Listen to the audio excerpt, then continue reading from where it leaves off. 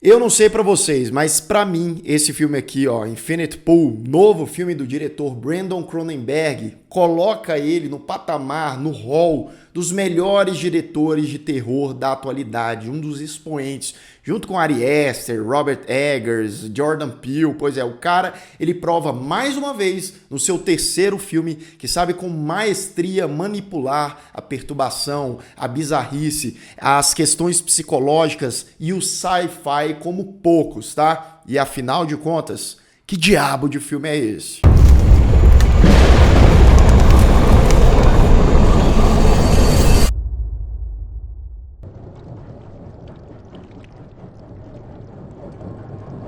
Sejam todos muito bem-vindos a mais um Refúgio Cult, meus amigos. Hoje para a gente falar sobre um dos filmes que eu particularmente estava mais esperando para 2023, tá? Infinite Pool, dirigido por Brandon Cronenberg, filho de David Cronenberg. E agora eu vou fazer um compromisso com o Brandon, porque eu falei dos outros dois filmes lançados pelo Brandon aqui no canal. O primeiro foi o Antiviral, o segundo foi o Possessor, e eu sempre falava, o filho do David Cronenberg, que é um dos mestres aí do terror, do body horror.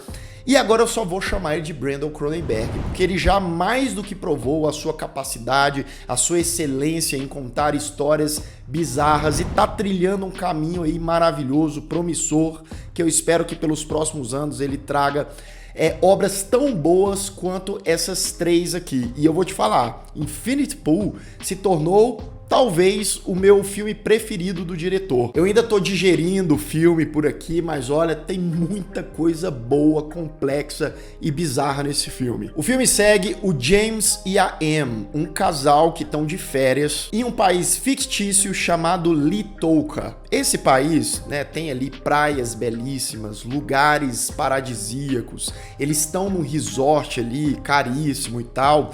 Só que o país em si é um país pobre, cheio de comunidades ali ao redor desse resort ali, com pessoas vivendo em situação precária, passando por dificuldades. Então você já vê esse contraste, né, entre esses dois elementos, enquanto a gente acompanha a estadia do casal naquele lugar. A gente vai vendo aos poucos ali eles conhecendo novos personagens excêntricos, a galera cheia da grana, né, o pessoal meio maluquinho, que você fica pensando, quais são as intenções desse povo?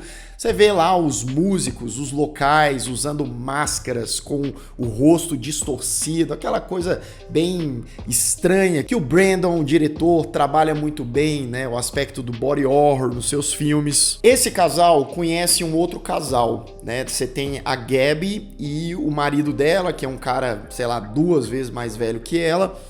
E eles vão se conhecendo, esse casal.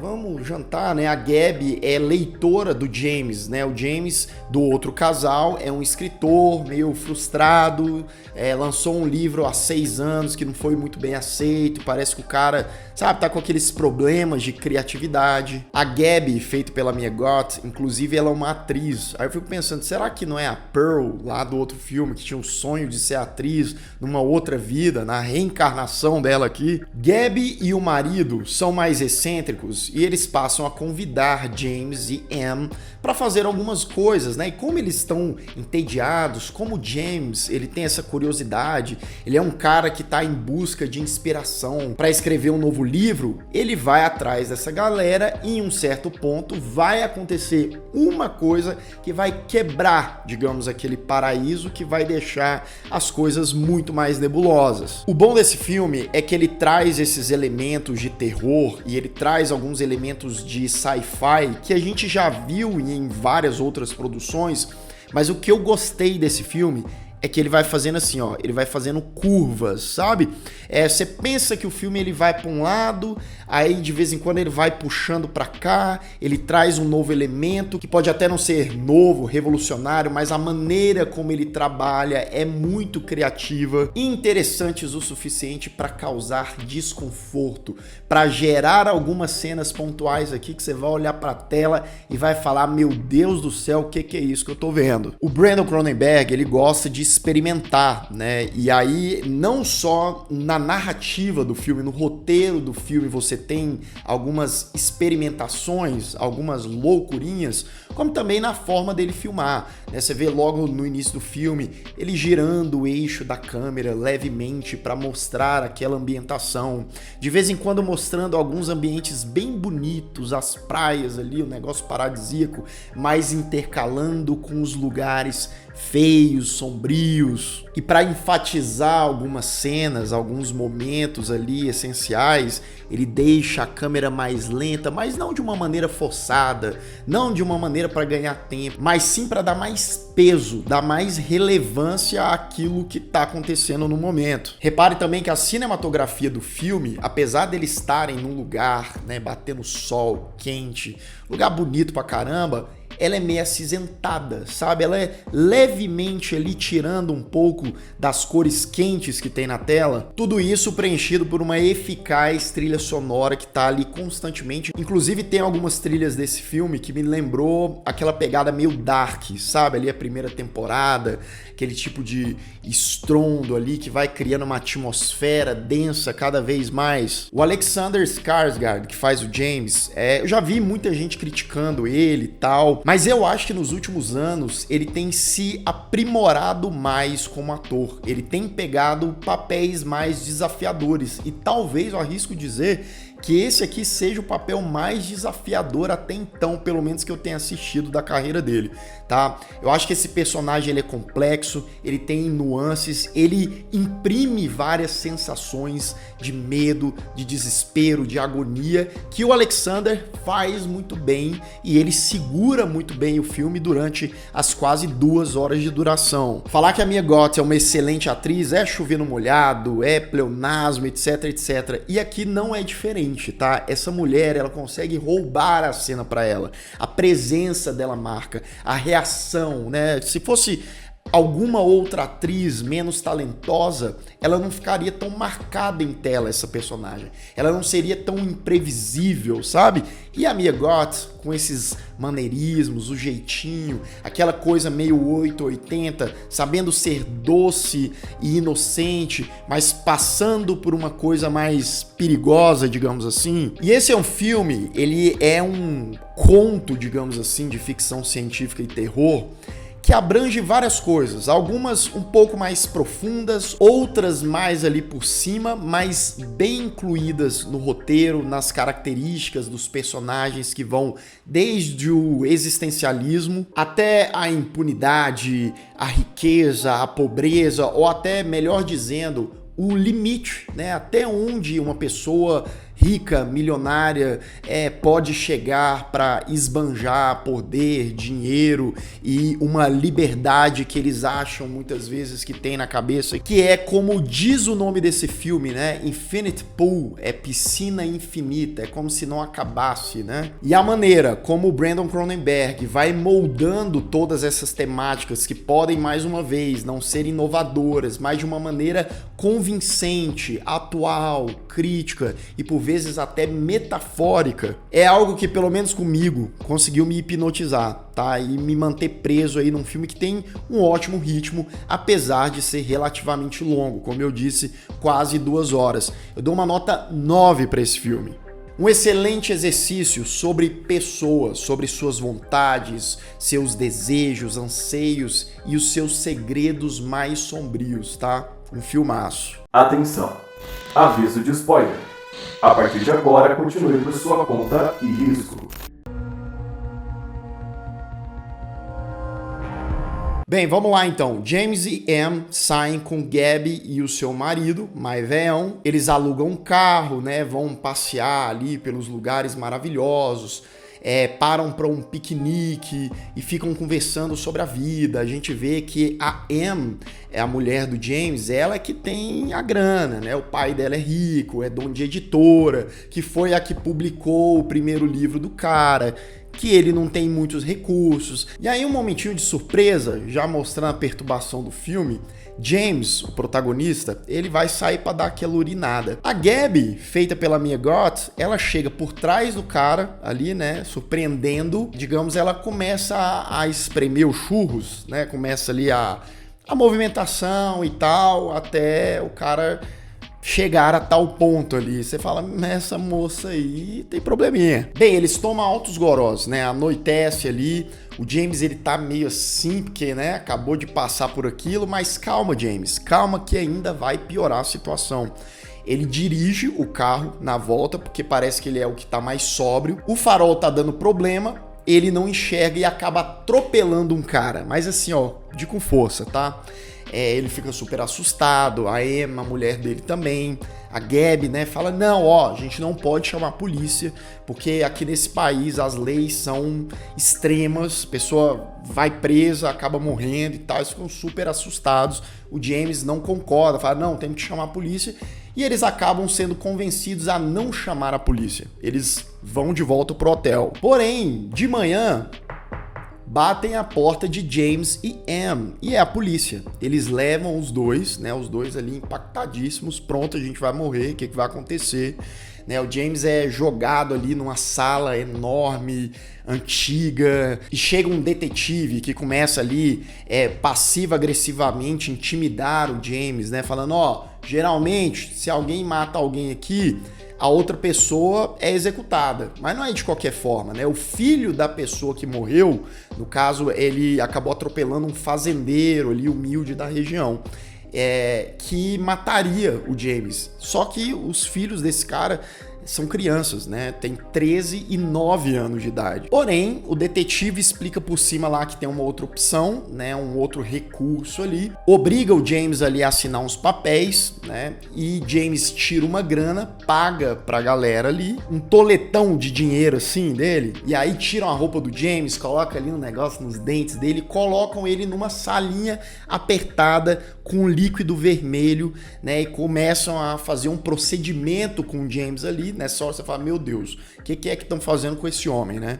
Na tela vão surgindo relances ali de várias imagens e o James pensando na Gabi e os rostos com as máscaras e luzes, né? Quem tem problema com essas coisas vai surtar nessa hora. James apaga, acorda num quarto, a Em, a mulher dele, tá lá e ela fala, não, criaram um clone seu, um substituto.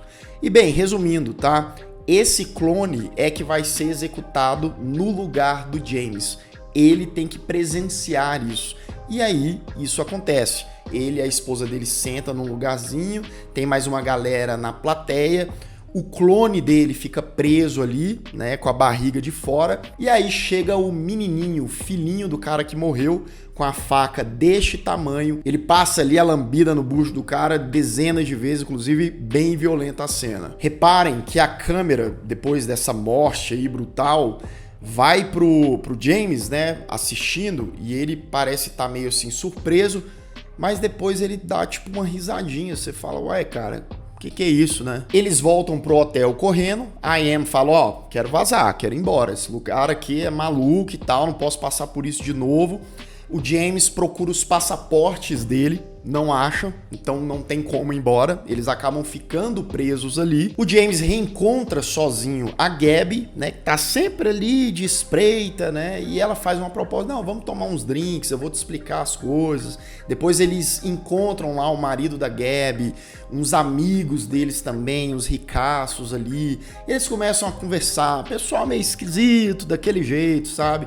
E eles começam a indagar, a questionar o James, falando, e ali, aquela experiência que você passou, né? Eu também já passei por isso, tem um cara que fala, será que você não é o clone e o verdadeiro morreu? Será que eles não trocaram? Que é uma coisa que já vem na nossa cabeça, né? E muito antes da metade do filme eles já trazem isso à tona. Não se preocupe, não vai ser o grande plot twist, mas eles já plantam essa sementinha da dúvida na nossa cabeça. Os ricaços, ó, tomando todas e tal, eles começam a se divertir, o James meio desconfortável e eles propõem um jogo pro James, né? Até apontando uma arma ali pro James, fala assim, ou você aceita ou vai dar ruim. Aí você não sabe se eles estão brincando, se eles estão falando sério, mas eles falam assim, ó, a gente vai invadir a casa de um cara que é um dos responsáveis pela polícia aí, né, porque eles que ficam mandando prender, executar os clones e tal, vamos lá dar um sustinho neles, e aí a gente vê aqui o negócio da impunidade,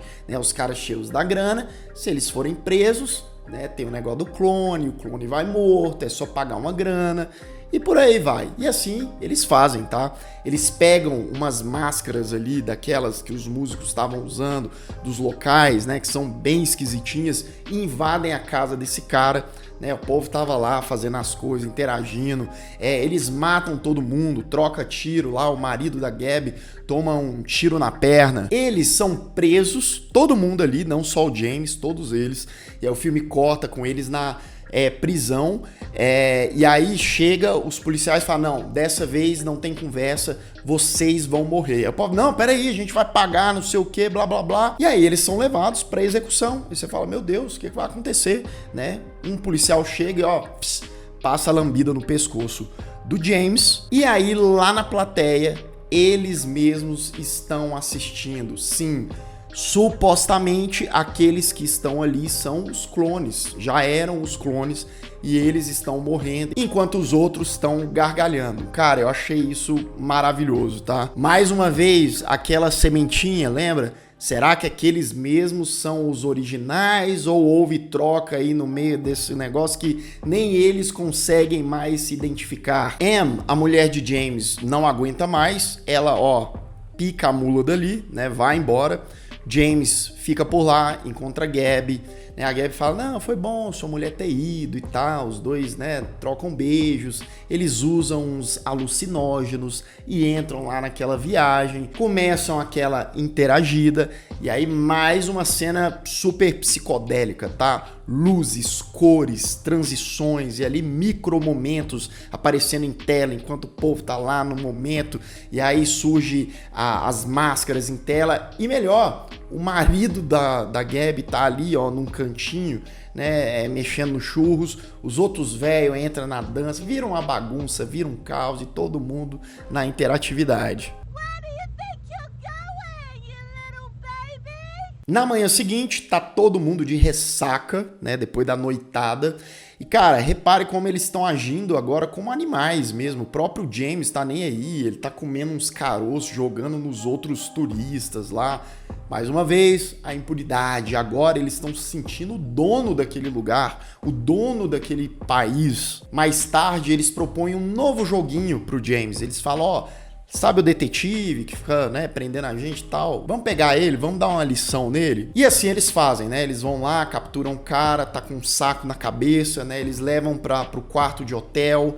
O James tá loucão, né? Ele usa lá o alucinógeno e tal, começa a bater no cara, isso com máscara, hein? E bate, soco, não sei o quê. E aí a Gabi, com um rostinho bastante maquiavélico, ela tira o saco do rosto do detetive que não era o detetive, era um clone do James. Eles pagaram para clonar o James, né, e fazer essa brincadeirinha, essa presepadinha com ele. E aí ele fica surtado, sai correndo de lá. James arruma suas coisas, o passaporte do James estava escondido ali debaixo da pia o tempo todo, ele que escondeu, ele que queria ficar lá, ele não queria voltar para a vida com a mulher dele. A mulher dele tendo grana e ele sendo um cara fracassado e coisa do tipo. Mas agora, meu amigo, ele sentiu que aquela galera é maluca, que o negócio tava ficando muito perigoso. E assim ele vai embora, pega um busão, parece que tá tudo certo, já tá ali na estrada para ir pro aeroporto. Só que quem surge num carro do lado, buzinando e gritando o James, a Gabi e companhia. Inclusive ela tira uma arma, atira ali no ônibus, o ônibus é parado ali pelos carros do povo, né? E aqui Mia Goth brilhando, tá? Ela, cara, é amedrontador a maneira como ela grita, chama o James de bebezão, fala pra ele parar de ser covarde e ameaça a galera, né, que tá no ônibus. Ó, se vocês não entregarem esse maluco que tá aí, a gente vai matar vocês. James acaba se entregando e aí eles fazem dele de gato e sapato, sabe? Ele vai voltando a pé, os carros atrás dele, a cena maravilhosa, né? A Gabi deitada assim no capô, tomando uma e falando, humilhando ele, tá? Falando, ó, eu nunca li seu livro, eu tava mentindo, eu pesquisei sobre a sua vida, você é um fracassado.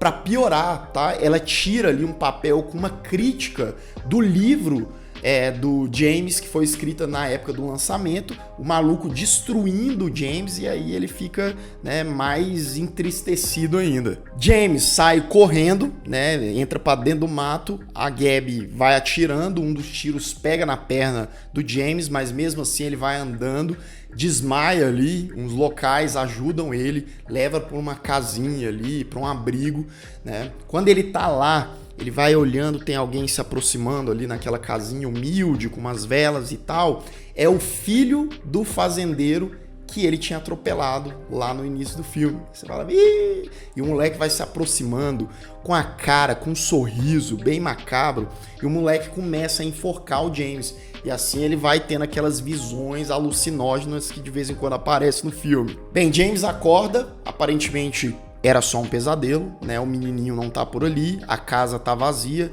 ele vai saindo ali, né, naquele silêncio, e do lado de fora ele é surpreendido pela Gabi e os demais ali no carro com faróis acesos, né? Eles estavam esperando ali, armados, o James. A Gabi fala, né, ela é a mandante, a líder ali, tá, daquela presepada, fala, não, a gente, né, tava se divertindo com você, mas a gente é misericordioso, né, a gente vai te dar aí uma oportunidade, coisa e tal. E aí ela fala, traga um cachorro, né, você vai ter que matar esse cachorro. Quem que é o cachorro? É o clone do James, né? Ele tá ali sem roupa, com a coleira e tal, eles vão trazendo e ela fala, ó, mata ele aí pra ficar tudo certo, pra você passar de fase, digamos assim, né? Evoluir. O James se recusa, mas o, entre aspas, cachorro ataca ele, os dois numa briga ali, parecendo dois animais, e o James original, pelo menos a gente acha que é o original, ele acaba tendo que matar o clone cachorro James, né? E a rapaz, e é na mão ali, e vai, 10, 15, 30 socos, mais uma, né, cena violenta, a cara do bicho parece um purê de beterraba. E aí temos mais uma cena daquela que você fala, que diabo é isso, né? A Gabi vai consolar o James, que tá traumatizado ali depois dele ter matado o cara, né? Ela pega ele assim, ele fica chorando, e aí ela, né, ele com a cabeça ali no peito e tal, e adivinha? Sim, ela amamenta ele, né? Pega ali o sangue do cachorro, passa aqui, amamenta, Lembra que ela tava chamando ele de bebezão? Pois é. Corta pra James no hotel na manhã seguinte, ligando pra Em, pra esposa dele, falando, ó, amorzinho, lembra de mim? Pois é, seu marido. Ó, tô voltando, tá tudo certo, desculpa aí pelo perdidão, né? E aí, isso, assim ele faz. Ele vai pegar o ônibus, dessa vez tá todo mundo indo embora, a Gabi, o marido dela. E aí reparem na mudança da Gabi, né? Do jeito que ela se vestia antes, naquele estilo férias, e agora bem mais simples, com um casaquinho e tal, desmontada assim, né?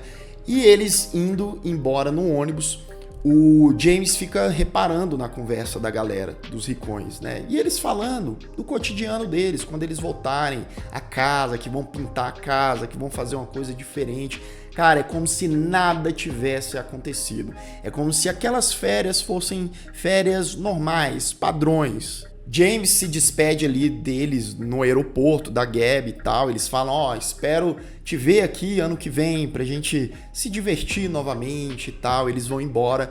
James fica olhando, né, a galera no aeroporto, todo mundo sorrindo, conversando. Ele fica naquela vibe, que tristeza, né? Fica pensando, quais serão os segredos que essas pessoas aí sorridentes e aparentemente normais também escondem? A última cena do filme é James voltando pro hotel, sentado ali na cadeira de praia, sozinho. Todo mundo já foi embora porque é época de chuva. E aí começa a chover, os turistas voltam para suas casas. James estava ali sozinho. Por que isso? Porque aquele é o lugar de James. Ele estava preso ali. Isso que eu achei maravilhoso ali, essa mensagem final de encerramento do filme, porque James, ele passou por tudo aquilo, né? Foi usado de instrumento e de brinquedo, de certa forma, porque ele também estava se achando poderoso, ele também estava se achando como aquelas outras pessoas, mas quando ele voltasse para a vida normal dele, né, ele ia ser só mais um, né? A mulher dele é que tinha o dinheiro, o poder, e ele continuaria um escritor frustrado. Então, por mais que lá no início do do filme eles não mantiveram James preso, né, mataram o clone dele, ainda assim ele estava preso naquele lugar e ele não conseguia sair mais. Sabe aquele paralelo do lugar onde, né, tem um resort de gente rica, milionária, e ao redor as pessoas pobres e tal? Pois é, aqueles ricaços que voltaram para suas vidas normalmente, né, eles tinham a vida lá do lado de fora.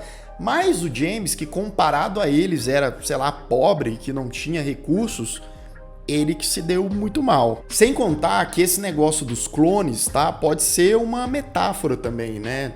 Essa coisa da transformação, do cara que passou por um trauma e de como ele fica diferente, é essa coisa do novo eu, né? De novas etapas da vida que a gente vai se transformando em novas pessoas, né? Com novas características e muitas vezes se corrompendo de certa maneira, né? Bem, esse é Infinity Pool. Gostei pra caramba desse filme. Você já tinha ouvido falar dele? Você já assistiu?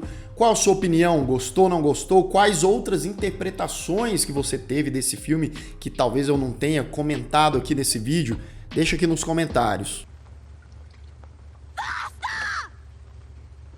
E se você ainda não é inscrito aqui no canal, se inscreva aqui embaixo, clique no sininho para receber todas as notificações e deixe o seu like, que ajuda muito o Refúgio Cult. E eu vou ficando por aqui. Caso você tenha perdido os últimos vídeos do canal, ó, estão aparecendo bem aqui do meu lado, é só clicar e assistir. Caso o YouTube não tenha te mandado, um grande abraço e até mais.